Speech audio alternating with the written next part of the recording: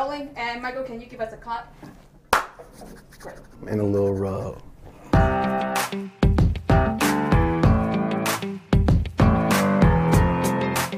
I'm a competitive person. I grew up playing competitive sports. I had to like change my mentality when it came to the industry versus what I was used to in sports because it's not the same.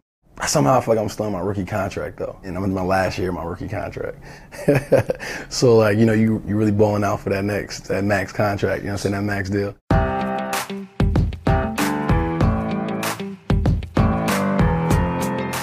I feel like setting up my production company, being able to, you know, leverage certain demands, you know, like the inclusion policy, the inclusion writer, and being able to team up with Warner Brothers and help write the language, curate the language for the inclusion policy for the studio was a huge like win for me. It's guaranteeing that there's somebody of color, a woman, somebody from the LGBTQ community is going to be considered for a head position, a head department on a production, you know, in front of the camera behind.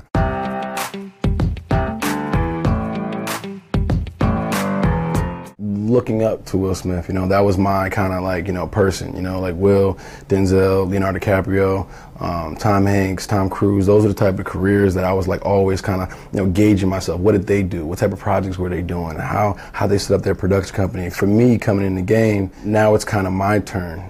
Kind of like step into those shoes, you know, to kind of follow down that path, but to do it my own way. To have these kids and these young actors, you know, that I'm mentoring, talking to, giving advice to, that are looking at me as in the next example. That's that type of role model I'm trying to be.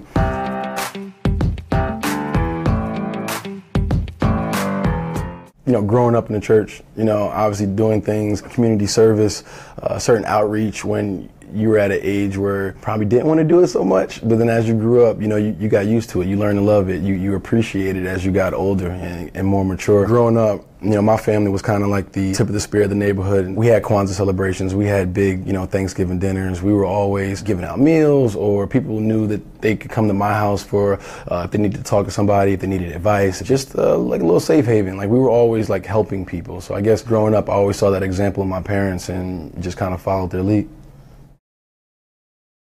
The whole thing? Yes. I was gold. I don't know if I can do it again. We can try it again. But yeah, do it again. Hey, NBC News viewers, thanks for checking out our YouTube channel. Subscribe by clicking on that button down here and click on any of the videos over here to watch the latest interviews, show highlights, and digital exclusives. Thanks for watching.